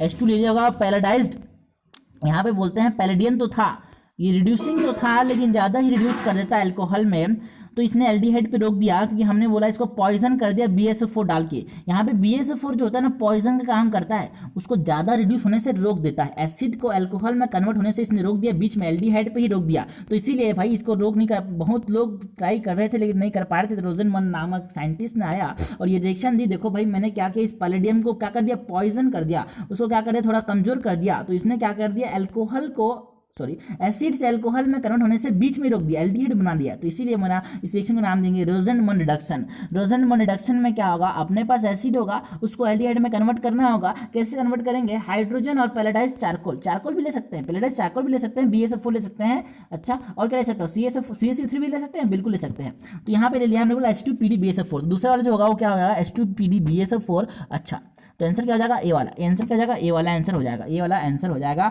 है ना। एसिड क्लोराइड को, ये प्रिपरेशन मेथड है किसके लिए, एल्डिहाइड के लिए, कहाँ से, एसिड से। अच्छा, एसिड क्लोराइड से एल्डिहाइड बनाने के लिए। तो दिमाग में जानी चाहिए रोजनमन रिडक्शन, बहुत इंपॉर्टेंट है, बहुत इंपॉर्टेंट है। पहला आंसर हो जाएगा, बहुत इंपॉर्टेंट है, पहला आंसर हो जाएगा, उल्टा बोल दिया। अच्छा, उसके बाद नेक्स्ट की बात करते हैं, विच of the following reaction, physical question है कोई बात नहीं, चल जाएगा। विच of the following defines delta HF। Okay, heat of formation और एंथैल्पी ऑफ फॉर्मेशन का मतलब है, कुछ नहीं समझना, फॉर्मेशन हमेशा एक मोल के लिए होता है। दो लाइन याद रखनी है अपने को, दो चीजें बस। एक मोल का फॉर्मेशन होगा मोस्ट स्टेबल कंपाउंड से होगा, एक मोल का फॉर्मेशन होगा मोस्ट स्टेबल कंपाउंड से होगा, एक मोल का फॉर्मेशन होगा तो मोस्ट स्टेबल कंपाउंड से होगा। तो मोस्ट स्टेबल तो वही होगा जो एलिमेंट की फॉर्म में होगा, जो एलिमेंट की फॉर्म में होगा, या फिर हमने बोला जिसके लिए डेल्टा एच जीरो हो जाता है, जिसके लिए डेल्टा HF जीरो हो जाता है वही स्टेबल हो जाता है। अच्छा, तो यहाँ पे एक मोल का फॉर्मेशन कहाँ पे हो रहा है, यहाँ पे 3 में हो रहा है, और यहाँ पे C में तो 2 मोल का फॉर्मेशन होता है। यहाँ पे डेल्टा HF का डेफिनेशन में आएगा ही नहीं। NCERT बोलती है the standard enthalpy of formation, okay, the standard enthalpy change for a formation of only 1 mole of compound, that is important, 1 mole of compound from an, okay, from its element in their most stable, that is important। okay, first thing is, okay, we have to form only 1 mole and from this from its most stable state। okay, most stable state मैंने बोला हर diamond की ring जो होती है वो graphite में convert होने लगती है, मतलब उसकी कीमत कम होने लगती है, लेकिन हमने बोला वो तो लाखों साल बाद ग्रेफाइट में कन्वर्ट होगी, क्योंकि graphite is the most stable form of carbon.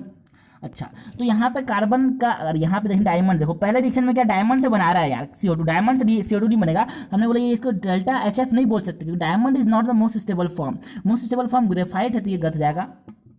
दूसरा वाले में क्या, अरे दूसरा वाला सही आंसर है, दूसरा वाला सही आंसर है क्योंकि यहाँ पे क्या है एलिमेंट्री, बिल्कुल स्टेबल फॉर्म है H2, स्टेबल फॉर्म है F2 और एक मोल का बना, तो आंसर हो जाएगा अपने पास बी आंसर हो जाएगा। लेकिन अपने पास डी में क्या प्रॉब्लम है, डी में ये प्रॉब्लम है कि CO से ले रहा है यार, CO से CO2 बनाओगे तो ये क्या कहलाएगा, ये डेल्टा शेप कहलाएगा, नहीं कहलाएगा, क्योंकि CO जो है स्टेबल फॉर्म है ही नहीं, स्टेबल फॉर्म जो कार्बन का है वो तो ग्रेफाइट है, तो ये गलत हो जाएगा। और एक इंपॉर्टेंट ये है कि सल्फर का स्टेबल फॉर्म सल्फर रोहम्बिक होता है, सल्फर मोनोक्लिनिक नहीं होता, ऐसे याद रखते हैं। SR सर पहले आते हैं, SR सर पहले आते हैं, ओके। तो अपने पास SR सर पहले आ गए, तो अपने पास है ना, अपने पास सल्फर रोम्बिक पहले आ जाएगा, अपने पास SR सर पहले आ जाएंगे, SR सर पहले आ जाएंगे, तो अपने पास सल्फर रोम्बिक पहले आ जाएगा, SR सर पहले आ जाएंगे तो सल्फर रोम्बिक पहले आ जाएगा, किसमें, स्टेबिलिटी ऑर्डर में, ओके। तो बी हो जाएगा सही, बी वाला हो जाएगा सही, बी वाला सही हो जाएगा, अच्छा बी वाला सही हो जाएगा इसमें। अच्छा, उसके बाद है 28 क्वेश्चन, तो ये अच्छा क्वेश्चन है क्योंकि बाहर से थोड़ा क्वेश्चन आता पड़, बाहर का भी थोड़ा कभी कवर करना पड़ेगा। H2O2 plus Ti+4 plus 2H2O orange colour दे रहा है यार, तो ऑरेंज कलर किसकी वजह से मिल रहा है यार, ये पूछा है हमसे। तो फॉर्मेशन ऑफ कि कौन से, किस चीज़ के फॉर्मेशन से हमको ऑरेंज कलर मिल रहा है, सबको पता है, बच्चे को पता है कि H2O2 जो होता है वो ऑक्सीडाइजिंग एजेंट होता है।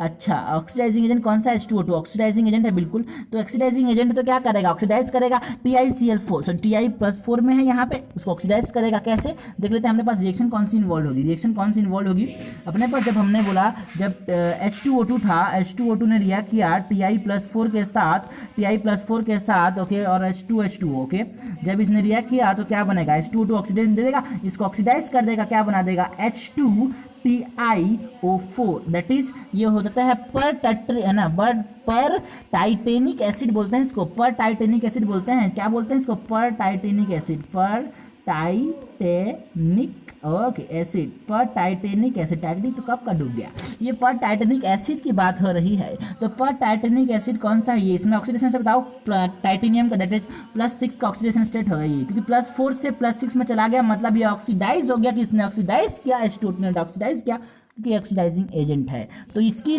के फॉर्मेशन से क्या दिखता है, ये ऑरेंज कलर का होता है, ये पर टाइटेनिक एसिड कैसा होता है, ऑरेंज कलर का होता है, ऑरेंज कलर का होगा तो ये क्या दिखेगा, ऑरेंज दिखेगा। तो पर टाइटेनिक एसिड के फॉर्मेशन की वजह से ये पूछा गया, किसकी फॉर्मेशन की वजह से ऑरेंज दिख रहा है, पर टाइटेनिक एसिड की फॉर्मेशन की वजह से ऑरेंज दिख रहा है,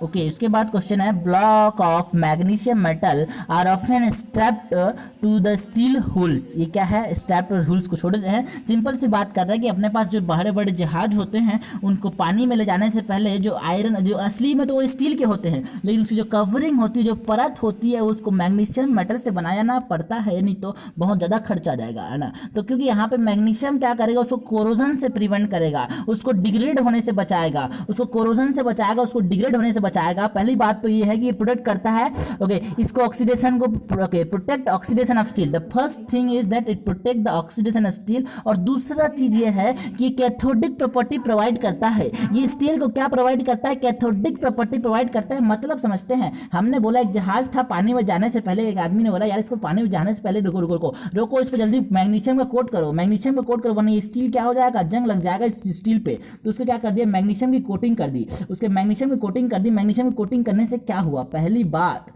बात तो क्या हुई, प्रोवाइड करता है कैथोडिक प्रॉपर्टी। कैथोड मतलब ओके, लेफ्ट ऑक्सीडेशन, लोन किसी को कौन लोन लेना है क्या, लोन मतलब left oxidation anode negative charge, okay. तो लेफ्ट में क्या होगा, ऑक्सीडेशन होगा, एनोड होगा, नेगेटिवली चार्ज होगा, कैथोड में क्या होगा, रिडक्शन हो जाएगा। तो रिड्यूसिंग प्रॉपर्टी प्रोवाइड कर देता है किसको, स्टील को।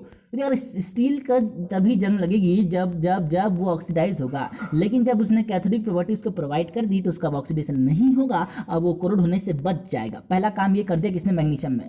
मैग्नीशियम के पास इलेक्ट्रॉन की बहुत ही ज़्यादा इलेक्ट्रॉन है उसके पास, उसने बोला इलेक्ट्रॉन स्टील अभी तू रुक जा, इलेक्ट्रॉन ले ले मेरे से, अभी ऑक्सीजन को इलेक्ट्रॉन मत देना, मेरे से इलेक्ट्रॉन ले ले, ठीक है। तो इसने क्या कर दिया, इसको रिड्यूस कर दिया, ओके। दूसरा क्या किया, ऑक्सीडेशन को प्रोटेक्ट किया, बिल्कुल सही बात है, तो ऑक्सीडेशन को प्रोटेक्ट करेगा ये बिल्कुल, क्योंकि उसने रिड्यूस कर दे रहा है तो खुद ऑक्सीडेशन फिर होगा, उसका तो रिएक्शन हो रहा है, ऑक्सीडेशन नहीं होगा उसका। तो इसीलिए तो क्या करता है, प्रोटेक्ट करता है, कैथोडिक प्रॉपर्टी देता है उसको, और प्रोटेक्ट करता है ऑक्सीडेशन से। दो चीज हो रही है, और कैथोडिक प्रॉपर्टी दे रहा है किसको, स्टील को, और ऑक्सीडेशन से बचा रहा है किसको, स्टील को। तो दो काम हो गया, बोथ आंसर हो जाएगा, both A and B is correct, okay. उसके बाद क्वेश्चन कौन सा है, ये हो गया कोरोजन। देखो यहाँ ने बोला गया, एनसीईआरटी ने बोला शिप में भी इस्तेमाल करते हैं, नहीं तो क्या लिखा है, एनसीईआरटी लिखती है we loss crore of rupee every year on account of corrosion. Yes, करोड़ों रुपए पानी में बह जाते हैं, यस, क्योंकि कोरोजन को ध्यान नहीं देते हैं लोग, इसलिए। ओके, उसके बाद क्वेश्चन कौन सा है, उसके बाद क्वेश्चन है according to Bronsted Lowry concept, okay, the correct order of strength of base follows the order. ठीक है, हमको पूछा है भाई बेस का ऑर्डर बताओ, स्ट्रेंथ ऑफ बेस का ऑर्डर बताओ, स्ट्रेंथ ऑफ बेस का ऑर्डर बताओ। तो हमको ये पता होना चाहिए कि जो स्ट्रॉन्ग एसिड होता है उसका कंजुगेट क्या होता है, वीक बेस, और जो वीक एसिड होता है उसका कंजुगेट क्या होता है, स्ट्रॉन्ग बेस। तो अपने को पता है कि पानी सबसे वीक एसिड है, पानी सबसे वीक एसिड है, तो उसका जो कंजुगेट होगा पानी से क्या आता है, पानी से हमने बोला H2O था, पानी टूटती है किसमें, H+ में और OH- में, H+ में और OH- में, तो इसका कंजुगेट क्या हो जाएगा, स्ट्रॉन्ग बेस। पानी का कंजुगेट OH- है, कंजुगेट वीक बेस, सॉरी पानी का वीक एसिड है तो उसका कंजुगेट OH- जो होगा वो स्ट्रॉन्ग बेस होगा। तो सबसे स्ट्रॉन्ग कौन होगा, OH-, तो आंसर ये नहीं होगा, ये नहीं होगा। उसके बाद बात करते हैं एसिटिक एसिड। एसिटिक एसिड जो है वो क्या है, देखो अपने पास से पहले बात करते हैं HCl। HCl क्या है, स्ट्रॉन्ग एसिड है। HCl क्या है, स्ट्रॉन्ग एसिड है। HCl is an strong acid. HCl क्या होता है कि स्ट्रॉन्ग एसिड होता है। तो जब HCl ने टूटा, H+ दिया और Cl- दिया, तो जो Cl- होगा वो इसका कंजुगेट होगा, और जो H+ एक्सेप्ट कर रहा है मतलब बेस है, और यहाँ पे HCl स्ट्रॉन्ग एसिड है, तो जो कंजुगेट Cl- होगा वो वीक एसिड होगा कि बेस होगा, वीक बेस होगा। तो Cl- is the weakest base, तो यहाँ पे ये भी कर जाएगा, तो हमने आंसर हो जाएगा बी वाला आंसर हो जाएगा, क्योंकि वो वीकेस्ट बेस है, ये स्ट्रॉन्गेस्ट एसिड है। बीच वाला में CH3COH आ जाएगा। ओके, नेक्स्ट ये सही हो जाएगा, आंसर हो जाएगा B number option is correct, B number option is correct. उसके बाद अच्छा, इसके बाद एनसीईआरटी ने बात की, देखो स्पीसीज की बात की, पानी के कंजुगेट एसिड की बात की, कंजुगेट बेस की बात की है पानी। देखो कंजुगेट एसिड बेस में एक का डिफरेंस होता है हाइड्रोजन एटम, बस एक हाइड्रोजन H+ का डिफरेंस होता है, ये दिमाग में रखने का बात है। कंजुगेट एसिड बेस में सिर्फ और सिर्फ एक हाइड्रोजन का डिफरेंस होता है, कंजुगेट एसिड बेस में सिर्फ एक हाइड्रोजन का डिफरेंस होता है। तो आंसर जाएगा इसका बी, आंसर क्या हो जाएगा, बी आंसर जाएगा इसका, बी आंसर जाएगा।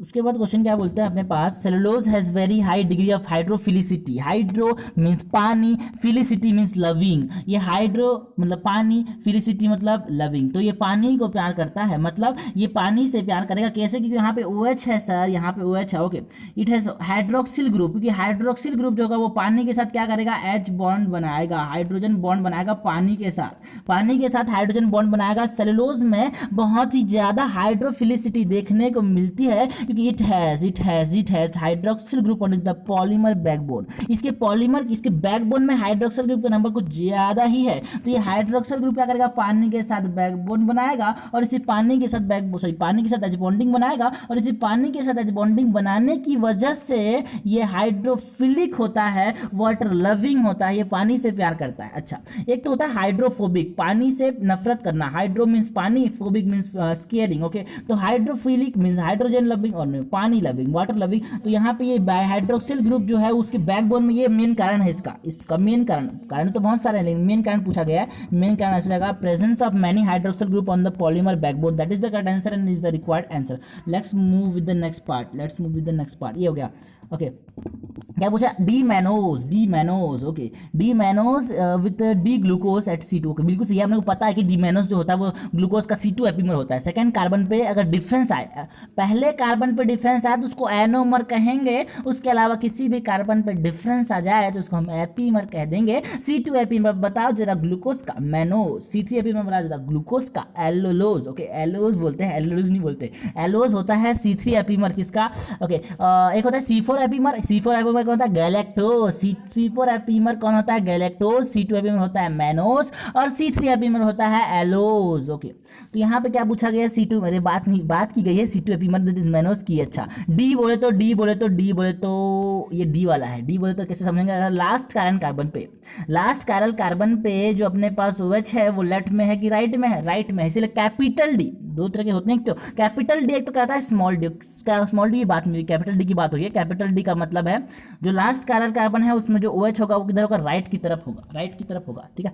अब तो ये सब, ये तो सब तो कहानी हो गई, ये सब कहानी हो गई। कहानी के बाद जो असली कहानी चालू होती है वो यहाँ पे क्लाइमैक्स आ गया, क्लाइमैक्स आ गया beta D manno, okay, beta D mannopyranose, beta D monopyranose है यार, बीटा डी मैनोपायरेनोज जो होगा वो क्या होगा, तो बीटा, बीटा देखते ही अपने पास दिमाग में ये आना चाहिए एपीमर की एनोमर है, बीटा देखते हैं अपने पास ये एपीमर नहीं है, ये एनोमर है, और एनोमर फर्स्ट कार्बन पे डिफरेंस की वजह से बनते हैं। और फर्स्ट कार्बन पे जब OH कहाँ होगा, ऊपर होगा, जब फर्स्ट कार्बन पे OH कहाँ होगा, ऊपर होगा, तो उसे हम बीटा फॉर्म कहेंगे। जब फर्स्ट कार्बन पे OH कहाँ होगा, ऊपर होगा, तो उसे हम बीटा फॉर्म कहेंगे। तो ऊपर कौन सा है यार, देखो अपने पास ये पहला ऑप्शन में तो है, उसके बाद देख लेते हैं दूसरा ऑप्शन में क्या, नहीं है, दूसरा ऑप्शन में नहीं है, तीसरा ऑप्शन में क्या, यस तीसरा ऑप्शन में भी है, तीसरा ऑप्शन में, चौथा ऑप्शन देख लेते हैं क्या, चौथा ऑप्शन में है क्या, नहीं चौथा ऑप्शन नहीं, तो अपना आंसर ए हो सकता है या फिर सी हो सकता है, ए हो सकता है या फिर सी हो सकता है। और उसके बाद देखो यहाँ पे ए और सी में क्या डिफरेंस है, ए और सी में डिफरेंस ये है कि जो सी वाला है वो डी ग्लूकोज है, सॉरी डी पूछा ना, यस डी पूछा है, तो डी वाला जो होगा ना वहाँ पे देखो लास्ट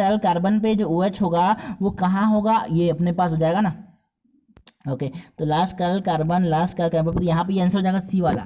लास्ट कैरल कार्बन पे हमको डी वाला फॉर्म पूछा है, तो लास्ट कैरल कार्बन पे अपने पास OH किधर होना चाहिए, लास्ट कैरल कार्बन पे OH किधर होना चाहिए, OH यहाँ पे कितने कार्बन मॉलिक्यूल हैं और वहाँ पे कितने कार्बन मॉलिक्यूल थे, है ना। तो ये अपने पास क्या जाएगा, डी फॉर्म, ये वाला डी फॉर्म है, ये वाला डी फॉर्म है, अपना रिक्वायर्ड आंसर ये होगा। उसके बाद okay for adsorption, okay B D mannopyranose, pyranose में 6 रिंग में बनेगा, 6 मेंबर रिंग बनती है पायरेनोज में, ये इंपॉर्टेंट है। फ्यूरिनेज में 5 member, okay. For adsorption of gas on solid surface the plot of log x/m versus log p is linear with slope equal to, तो किसकी बात करते हैं, फ्रेडलिक एड्जॉर्प्शन आइसोथर्म की बात करते हैं। अपने पास पढ़ा ABCDEFGHIJKLMNOPQ, तो ABCDEF आ रहा है ना, तो पहले F आता है, फिर कौन आता है, फ्रेडलिक आएगा, फिर लैंगमिर आएगा। हमने बोला पहले साइंटिस्ट कौन आए थे, फ्रेडलिक साहब आए थे पहली बार, पहले फ्रेडलिक साहब आए थे, उसके बाद कौन आया था, लैंगमिर साहब। तो फ्रेडलिक साहब पहले आ गए, तो फ्रेडलिक साहब ने दिया फ्रेडलिक एड्जॉर्प्शन आइसोथर्म, तो फ्रेडलिक एड्जॉर्प्शन आइसोथर्म की Freundlich adsorption not absorption, adsorption isotherm में अपने पास x/m that is the mass of the gas, okay, adsorb पर यूनिट मास, ओके, अमाउंट है सर, x क्या है अमाउंट है और m क्या है मास, x क्या है अमाउंट है और m क्या है मास है, okay. The quantity of gas that is absorb per unit mass of the solid ना, तो है ना, x क्या है क्वांटिटी, x क्या है क्वांटिटी है और m क्या है मास है, ओके।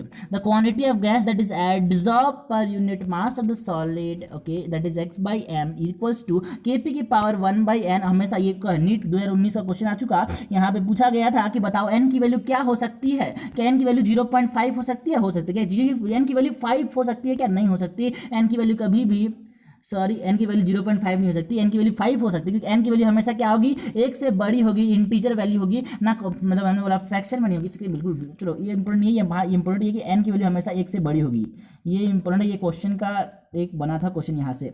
तो अपने पास है कि n की वैल्यू हमेशा क्या होगी, 1 से बड़ी होगी, एक से हमेशा बड़ी होगी n की वैल्यू, ओके। फिर यहाँ पे हमको पूछा गया क्या है, for adsorption of gas on solid surface the plot of log x/m, log ले लो, चलो तो एनसीडी भी लॉग लेके बनाई ग्राफ, एनसीडी ने जो ग्राफ बनाया वो लॉग लेके बनाया, तो लॉग का जो ग्राफ बनाया उसमें अपने पास हम लोग पता है लॉग y बराबर c प्लस है ना, m को पता है y स्ट्रेट एंगल जो ग्राफ होता है वो होता है y plus mx plus c, तो यहाँ पे जो c है वो log के हो जाएगा, okay, which is y intercept, और यहाँ पे जो m है that is slope, which 1/n is m that is slope, 1/n क्या है m है, और जो कि क्या है स्लोप है, ओके। तो यहाँ पे हमसे ये पूछा गया है कि बताओ स्लोप कौन सी चीज बता रही है, तो 1/n represent the slope where n being the integer, that means n हमेशा 1 से बड़ा ही होगा, 1 से हमेशा n बड़ा होगा, तो 1/n हमेशा 1 से छोटा ही होगा, तो आंसर हो जाएगा डी, आंसर क्या हो जाएगा डी, आंसर हो गया डी। ग्राफ देख लेते हैं एनसीईआरटी का, एनसीईआरटी ने ग्राफ बनाया, स्लोप बताया 1/n, स्लोप बताया 1/n, ओके। लॉग के is the intercept that is y intercept which is positive in nature. अब यहाँ पे एक बहुत इंपॉर्टेंट बात कर लेते हैं कि अपने पास जो फ्रेडलिक एड्जॉर्प्शन आइसोटोप जो पहले दिया गया था वो हमेशा वो फेल हो जाता है, हाई टेम्परेचर में नहीं, हाई प्रेशर में, वो हाई प्रेशर में एक्सप्लेन कर नहीं पाता एड्जॉर्प्शन को, तो इसी की कमी की वजह से फिर लैंगमिर साहब को मौका मिल गया कि उन्होंने आया और बोले देखो साहब मैं बता सकता हूँ कि हाई प्रेशर में जो एड्जॉर्प्शन होगा वो कैसा होगा। तो एड्जॉर्प्शन को एक्सप्लेन नहीं कर पा रहे थे फ्रेडलिक साहब, लो टेम्परेचर पे नहीं लो प्रेशर पे, तो उसी को उसी को पूरा करने के लिए, हाई प्रेशर पे एक्सपेंड करने के लिए लैंगमिर साहब ने दिया, आप लैंगमिर एडजॉर्प्शन आइसोथर्म। तो ये खत्म हो गया, हमने पूछा था फ्रेडलिक के लिए है। ओके, उसके बाद क्वेश्चन है identify the final product H. हमको फाइनल प्रोडक्ट क्या बताना है? एच बताना है। तो पहले तो बात करते हैं, हमारे पास क्या बोलिए, बेंजीन ले लिया, कंसंट्रेटेड HNO3 और कंसंट्रेटेड H2SO4 के साथ रिएक्ट किया, ठीक है। बेंजीन को HNO3 और H2SO4 के साथ जब रिएक्ट किया तो क्या बनेगा? नाइट्रोबेंजीन बनेगा। नाइट्रोबेंजीन बनेगा कैसे? कैसे? यहाँ पे इलेक्ट्रोफाइल कौन सा बनेगा? देखते हैं, अपने मैकेनिज्म, साइड मैकेनिज्म की बात भी की है। यहाँ पे जो मैकेनिज्म की बात की है उसमें अपने पास NO2+ बनेगा as electrophile, that is electro means electron, phile means loving, electron loving है, इलेक्ट्रॉन से प्यार करता है ये। तो इलेक्ट्रॉन कहाँ पे है? इलेक्ट्रॉन जहाँ पे ज्यादा है वो अटैक वहीं पे करेगा, जहां पे इलेक्ट्रॉन ज्यादा है अटैक वहीं पे करेगा। तो इलेक्ट्रॉन ज्यादा कहां पे है देख लेते हैं। अपने पास देखो दो एसिड है, लेकिन हमसे एक पूछा गया है, अपने पास 2014 में क्वेश्चन आ चुका है नीट में ना, वहां पे तो APMT था। APMT 2019 में 14 में आया क्वेश्चन कि बताओ इनमें से HNO3 और H2SO4 में से एसिड का काम कौन कर रहा है? तो एसिड तो दोनों ही है, सॉरी, बेस का काम कौन कर रहा है? दोनों एसिड ही थे। लोग कंफ्यूज होगा कि एसिड एसिड में कैसे पूछ रहा है base.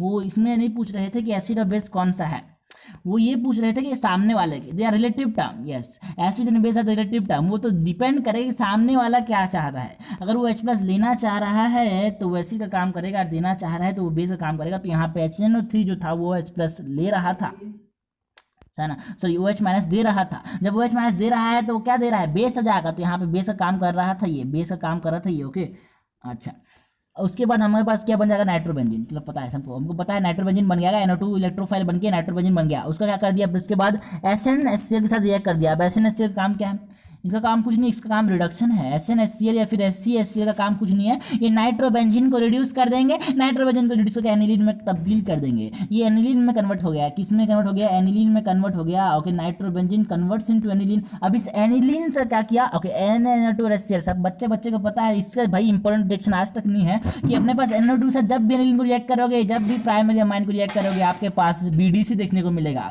BDC that is benzene diazonium chloride का फॉर्मेशन हो गया। लेकिन टेम्परेचर भी इंपॉर्टेंट है, टेम्परेचर हमको बोला है। उसके बाद चुपके से नीचे लिख दिया इन्होंने HOH मतलब हाइड्रोलिसिस कर दिया। BDC के हाइड्रोलिसिस से हमको ये भी पता है, BDC के हाइड्रोलिसिस से फिनॉल बनता है।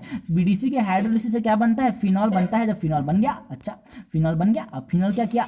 फिनॉल को फिर रिड्यूस कर दिया। अरे यार, फिनॉल के बाद इसके यार रिएक्शन सारे की सारी इंपॉर्टेंट है। उसके बाद कोल्बे रिएक्शन आ गई सर। उसके बाद कोल्बे रिएक्शन की बात कर लेते हैं। कोल्बे नहीं, बोल्बे नहीं है, ये कोल्बे नहीं है सर, ये तो रीमन टीमन है। रीमन टीमन की बात करते हैं। कोल्बे तो CO2 होता है कोल्बे में। कोल्बे में तो क्या आता है? CO2। हाँ भाई, लोग कंफ्यूज जाते हैं। CO2 कहाँ होता है? कोल्बे में। कैसे? कोल्बे कैसे? C। ओके, तो कोल्बे में CO2 हो गया। रीमन टीमन की बात होगी, यहाँ पे अपने पास CH Cl3 और अल्कोहलिक KOH ले लिया, स्ट्रॉन्ग बेस ले लिया। तो अपने पास जो फिनॉल होगा वो किस में कन्वर्ट हो जाएगा? सैलिसल्डिहाइड में। किसमें? सैलिसल्डिहाइड में फिनॉल कन्वर्ट हो गया, तब्दील हो गया सैलिसल्डिहाइड में। फिर क्या किया? अरे यार, यही पूछा कि किस में कन्वर्ट कर दिया, तो सैलिसल्डिहाइड अपना आंसर हो जाएगा। सैलिसल्डिहाइड देख लेते हैं कौन सा ऑप्शन में है सैलिसल्डिहाइड। तो ये रहा अपने पास ऑप्शन नंबर C, जो कि सैलिसल्डिहाइड है, और ये अपना रिक्वायर्ड आंसर हो जाएगा। उसके बाद next question, free radical chlorination of hexane produce how many monochloro derivative? Okay, किसका किया? मोनोक्लोरो डेरिवेटिव एन है, हेक्सेन ले लिया यार। 6 कार्बन वाला, ओके, हेक्सेन लिया, लीनियर चेन हो जाएगी। हेक्सेन में 6 कार्बन, 1 2 3 4 5 6 कार्बन बन जाएंगे अपने पास। हाँ, तो यहाँ पे जब मोनोक्लोरिनेशन किया, मोनोक्लोरिनेशन मतलब मोनो मीन्स एक, क्लोरीन किया, तो अपने पास क्लोरीन यहाँ भी ऐड हो सकता है, क्लोरीन यहाँ भी ऐड हो सकता है, क्लोरीन यहाँ भी ऐड हो सकता है। यहाँ पे जाएगा तो वही हो जाएगा जो ये तीसरा वाला है, ठीक है ना। तो यहाँ पे ऐड नहीं हो सकता। तो अपने पास 3 ऑप्शन है, और 3 ऑप्शन में जब ऐड हुआ, उसके बाद जब यहाँ पे ऐड हुआ तो यहाँ पे जो कार्बन हो जाएगा वो कायरल हो जाएगा। अगर यहाँ पे क्लोरीन ऐड हो गया तो कार्बन हो जाएगा कायरल, और यहाँ पे भी ऐड हो गया तो कार्बन हो जाएगा कायरल। अगर कायरल कार्बन हो गया, इन्होंने चुपके से ब्रैकेट में लिख दिया है इंक्लूडिंग स्टीरियो आइसोमर। तो कितने मोनोक्लोरो डेरिवेटिव बनेंगे इंक्लूडिंग स्टीरियो आइसोमर? तो पहली बात तो जो ये वाला करेगा 1 हो जाएगा, क्योंकि 1 वाला ये बन गया 1, इसके कारण है ही नहीं। लेकिन दूसरी वाले में क्या है, अपने पास कारण है तो यहाँ पे एक R वाला बनेगा, एक S वाला बनेगा, एक R वाला फॉर्म, एक S वाला फॉर्म। तीसरे वाले में तो यहाँ पे 2 3 लिख लेते हैं, 2 3 हो जाएगा, 2 वाले बनेंगे यहाँ पे मॉलिक्यूल।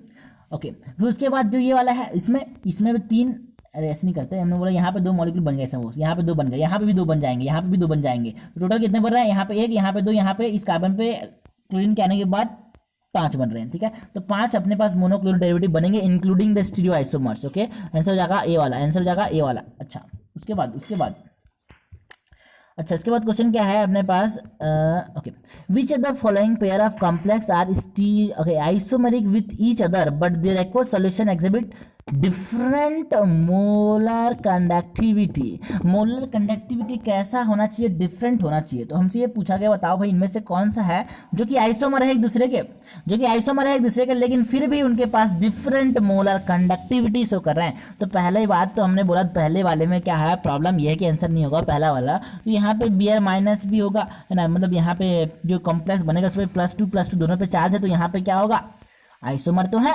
आइसोमर तो है, लेकिन यहाँ पे दोनों पे सेम चार्ज होने की वजह से यहाँ पे मोलर कनेक्टिविटी सेम है। हमसे पूछा गया कि इनमें क्या होना चाहिए, मोलर कनेक्टिविटी डिफरेंट होना चाहिए, तो आंसर ये नहीं होगा। Okay, PTOH whole 4 NH3 whole 4 SO4 ये हो गया अपने पास, हो गया।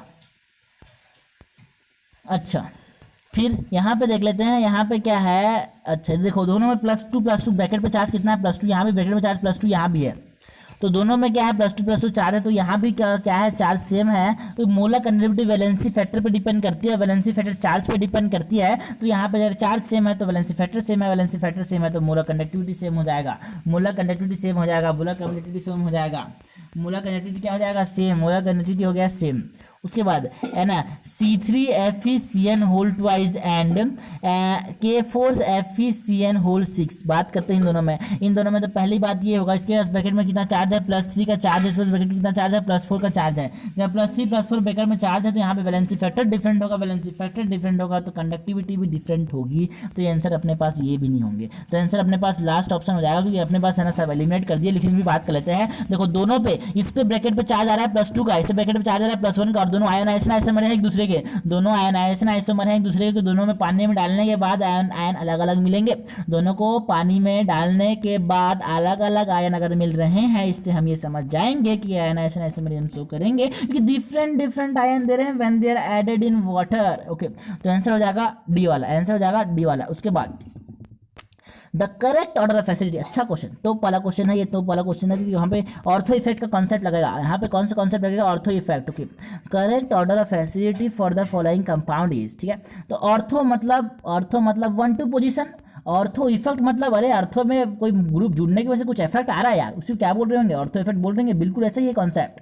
अपने पास कोई भी ग्रुप अगर ऑर्थो पे पोजीशन पे आ जाएगा तो ये क्या कर देगा, इस सीओ को धक्का देगा, सीओएच को भागे, यहाँ से धक्का दे के भगा दिया, इसको प्लेन से बाहर निकाल दिया, इसको प्लेन से बाहर निकाल दिया। जब सीओएच को प्लेन से बाहर निकाल दिया तो ये जो रेजोनेंस कर रहा था इस बेंजीन रिंग के साथ, अब वो रेजोनेंस नहीं करेगा। पहले तो क्रॉस कंजुगेशन हो रहा था, पहले क्या होता था, क्रॉस कंजुगेशन हो रहा था, उसको दोनों के साथ लेन देन करना पड़ रहा था, इलेक्ट्रॉन का, दोनों के साथ लेन देन करना पड़ रहा था इलेक्ट्रॉन का। लेकिन अब क्या किया इसने, इलेक्ट्रॉन का लेन देन बस एक ही साथ किया, और जब इसी ने एक ही साथ किया तो इफेक्टिव रेजोनेंस की वजह से, उल्टा कर दिया ना, यहाँ पे इफेक्टिव रेजोनेंस की वजह से क्या होगा, इफेक्टिव रेजोनेंस की वजह से क्या होगा, अब ये अच्छा एसिड हो जाएगा, अच्छा एसिड हो जाएगा। पहले ज्यादा एसिडिक नहीं था, क्योंकि इसने अब बोला इधर से भी जाना पड़ेगा, उधर से भी जाना पड़ेगा, तो वो इधर जाने चक्कर में जा ही नहीं पा रहा था। लेकिन अब इसको पता ही था कि अब इधर ही जाना है इलेक्ट्रॉन को, तो अच्छे से जाना चाह रहा है, अच्छे से लेन देन हो रहा है, तो अब ये अच्छा इफेक्टिव रेजोनेंस बोलते हैं इसको, प्यार से क्या बोलते हैं, इफेक्टिव रेजोनेंस। ये हो जाएगा इफेक्टिव रेजोनेंस। बाद में इफेक्टिव रेजोनेंस हो जाएगा कब, जब मैंने ऑर्थो पे कोई पोजीशन लगा दिया तब,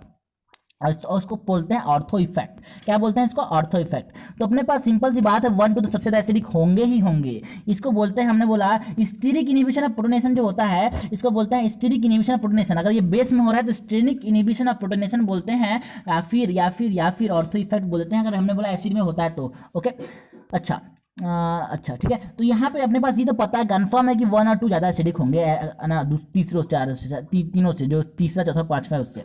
तो 1-2 देख लेते हैं कहाँ पे आता है ना, 1-2 तो अपने पास ये ऑप्शन हो जाएगा। लेकिन हमने बात कर लेते हैं कि हमारे 1 में क्या है कि 2 OH है, OH माइनस आई ग्रुप है यार, अपने पास नेगेटिव चार्ज की स्टेबिलिटी को बढ़ा भी देगा। तो ये सिंपल सी बात है कि अपने पास है ना, वो जो होगा वो ज़्यादा एसिडिक होगा, फर्स्ट वाला फिर सेकंड वाला। और अपने को ये भी पता है कि यहाँ पे तो ये जो होगा ना, यहाँ पे ये वाला तो अनस्टेबलाइज करेगा उसको, इलेक्ट्रॉन दे के उसको अनस्टेबलाइज करेगा, इलेक्ट्रॉन को दे देगा। भाई इलेक्ट्रॉन यहाँ पे पैसा है, इसने बोला कि देखो मेरे पास ज़्यादा इलेक्ट्रॉन है, ज़्यादा इलेक्ट्रॉन मत दो, है ना, ज़्यादा इलेक्ट्रॉन मत दो, ज़्यादा इलेक्ट्रॉन देंगे अनस्टेबल हो जाएगा। ओके, तो यहाँ पे कॉन्सेप्ट ऐसा लगता है कि भाई इसको ज़्यादा पैसा भी नहीं चाहिए, कम पैसा भी नहीं चाहिए, जितना चाहिए उतना ही चाहिए इसको। COH का कॉन्सेप्ट ऐसा है, COH का ज़्यादा पैसा भी नहीं चाहिए, कम पैसा भी नहीं चाहिए, जितना है उतना ही रहने दो। ज़्यादा कोई दे दिया है ना, ज़्यादा दे दे तो पागल हो जाएगा, कम दे दे तो ही पागल हो जाएगा। तो इसका कॉन्सेप्ट ऐसा है। तो हमने बोला OH देगा उसको अनस्टेबलाइज कर देगा, ओके, NO2 दिया अनस्टेबलाइज कर देगा।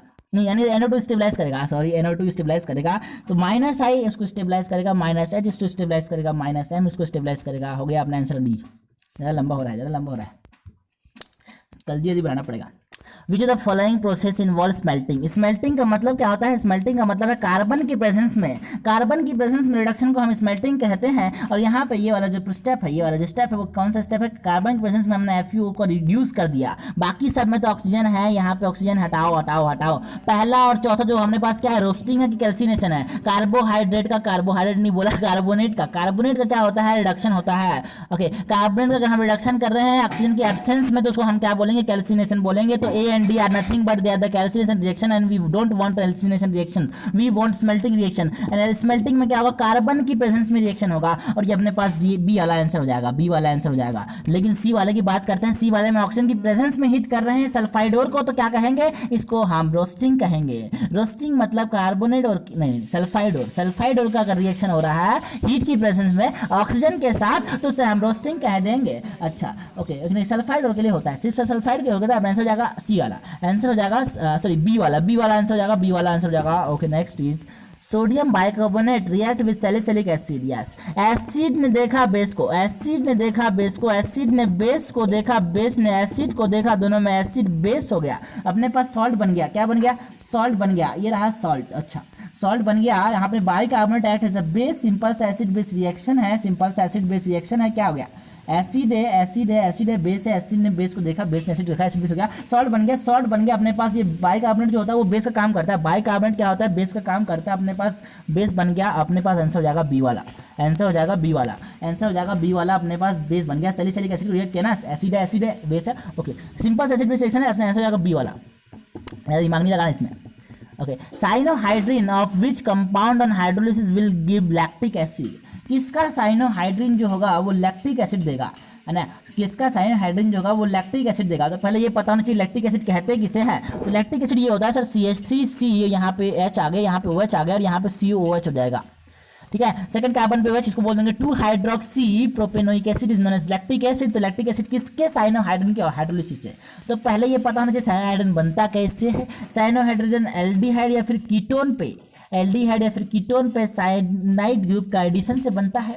तो हमने सपोज ले लिया, देखो हमने बोला कि देखो लैक्टिक एसिड में 3 कार्बन है, लैक्टिक एसिड में 3 कार्बन है, साइनाइड में 1 कार्बन है। अगर साइनाइड में 1 कार्बन है, लैक्टिक एसिड में 3 कार्बन है, तो अपने पास 2 कार्बन मॉलिक्यूल लेना चाहिए अपने को। तो यहाँ पे आंसर ये नहीं होगा, आंसर ये नहीं होगा, आंसर ये नहीं होगा, आंसर ये हो जाएगा, ये 2 कार्बन वाला चाहिए, तो ये हो जाएगा 2 कार्बन वाला, सी आंसर हो जाएगा। लेकिन हमने बात भी कर लेते हैं, ये एसिटाल्डिहाइड हो गया, अपने पास acetaldehyde CH3C double bond OOH। Acetaldehyde को जब मैंने किससे रिएक्ट किया? साइनाइड के साथ, ये उधर जाएगा, इस पे नेगेटिव आएगा, इस पे पॉजिटिव आएगा, सारा नेगेटिव पे इलेक्ट्रोफाइल है कि न्यूक्लियोफाइल है, न्यूक्लियोफाइल है, न्यूक्लियस लगी तो पॉजिटिव चार्ज पे अटैक कर देगा। जब पॉजिटिव चार्ज पे अटैक कर दिया तो साइनोहाइड्रिन का फॉर्मेशन हो गया, हाइड्रोलिसिस कर दिया साइनाइड का। साइनाइड का कुछ नहीं बोला तो हमको पार्शियल नहीं, कंप्लीट हाइड्रोलिसिस समझना है। और जब कंप्लीट हाइड्रोलिसिस कर दे साइनाइड का तो क्या बनेगा? एसिड, एसिड बन गया। ओके, 3 कार्बन वाला कौन सा एसिड बोलेंगे? उसको लैक्टिक एसिड बोलेंगे, जो कि कब बनता है? गर्मियों के समय में, तो सिर्फ कपड़े में पसीने का निशान आ जाता है, लैक्टिक एसिड की वजह से ही होता है। ओके, ये हो गया अपने पास एप्लीकेशन। एनसीईआरटी बोलती है इसके बारे में, एनसीईआरटी ने बोला है यार एक्सक्रीशन वाले चैप्टर में। ओके,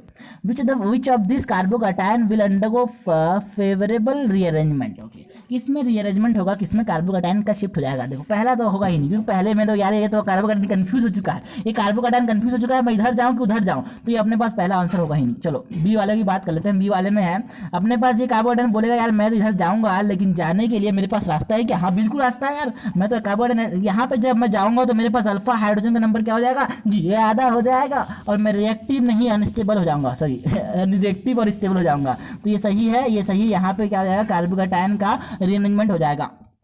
उसके बाद सी वाले की बात करते हैं। सी वाले में क्या होगा? अरेंजमेंट। यार देखो यहाँ पहली बात तो ये टर्शियरी है, और बाद में जाने के बाद भी टर्शियरी होगा, तो जाना ही क्यों चाहेगा? नहीं जाना चाहेगा। तो ये अपने पास ये भी कार्बोकैटायन अरेंजमेंट शो करेगा ही नहीं। और यहाँ पे ये भी पहले भी किसके पास देखो यहाँ पे ये अरेंजमेंट शो क्यों नहीं करेगा? क्योंकि यहाँ पे बनिया मेथड चलता है। बनिया मेथड मतलब लेस इन्वेस्टमेंट मोर प्रॉफिट। पहले ये इन्वेस्ट करना चाहते नहीं है, ये सिर्फ प्रॉफिट चाहते हैं, इन्वेस्ट करना ही नहीं चाहते। तो यहाँ पे कार्बोकैटायन ने बोला कि देखो मेरे पास अभी तो चार अल्फा हाइड्रोजन है, ये बनिया मेथड कॉन्सेप्ट चलता है यहाँ पे। ओके, तो यहाँ पे चार अल्फा हाइड्रोजन है, 2 यहाँ पे 2 यहाँ पे, लेकिन जैसे ही अरेंजमेंट करेगा उसके पास 3 अल्फा हाइड्रोजन हो जाएंगे, और उसके बाद अलग बात है कि उसके बाद उसके पास 5 अल्फा हाइड्रोजन होंगे, लेकिन ये चाहता ही नहीं है ऐसा। वो तो 3, उसको 3 अल्फा हाइड्रोजन चाहिए ही नहीं, मैं 4 में खुश हूँ, मैं 3 चाहिए नहीं, मेरे को 5 भी नहीं चाहिए, लेकिन मैं तीन नहीं लूंगा। ऐसा किसने बोला? कार्बन ने बोला। तो ये अपने पास नहीं हो सकता डी वाला। अच्छा, लेस इन्वेस्टमेंट मोर प्रॉफिट, बढ़िया मैथड चलता है इसमें। उसके बाद नेक्स्ट कॉन्सेप्ट है ओके, एन इनऑर्गेनिक कंपाउंड, एक ऐसा कंपाउंड जो कि इनऑर्गेनिक है, वो क्या कर रहा है? Compound gives O2 on heating, heat करने से O2 मिल रहा है oxygen. Okay, it also make the colourless solution of potassium iodide, KI को क्या कर दे रहा है? कलरलेस था KI, उसको पर्पल कलर कन्वर्ट कर दे रहा है, उसको पर्पल टिंच दे दे रहा है ना। तो उसको पर्पल कन्वर्ट करेगा, तो हमने बोला इसका ऑक्सीडेशन कर देगा कौन? ऑक्सीजन कर देगा ऑक्सीडेशन। ओके, ऑक्सीडेशन करेगा कौन? ऑक्सीजन करेगा। KI को कन्वर्ट कर दे रहा है I2 में, और I2 होता है वायलेट, पर्पल बोल दिया कुछ नहीं। वायलेट का क्या होता है? पर्पल या फिर वायलेट बोल सकते हैं, बिल्कुल बोल सकते हैं। I2 कलर हो जाएगा पर्पल या फिर वायलेट। ओके, तो बताओ, ये बताओ कि O2 कहाँ से मिलेगा? बच्चे को पता है कि H2O2 हाइड्रोजन ऑक्सीडाइजिंग एजेंट होता है, ऑक्सीडाइजिंग एजेंट हो जाएगा H2O2, ऑक्सीडाइज हो जाएगा, H2O2 दे देगा, O2 जाके क्या कर देगा कि I को ऑक्सीडाइज कर देगा I2 में, और यही से इसके पास पर्पल टिंच आएगा। ओके, आंसर हो जाएगा सी वाला। आंसर क्या हो जाएगा? सी वाला। इसके पहले वाले में क्या हो जाएगा आंसर? अपने पास बी वाला। इसके पहले वाला आंसर हो जाएगा बी वाला, इसके पहले में आंसर हो जाएगा सी वाला।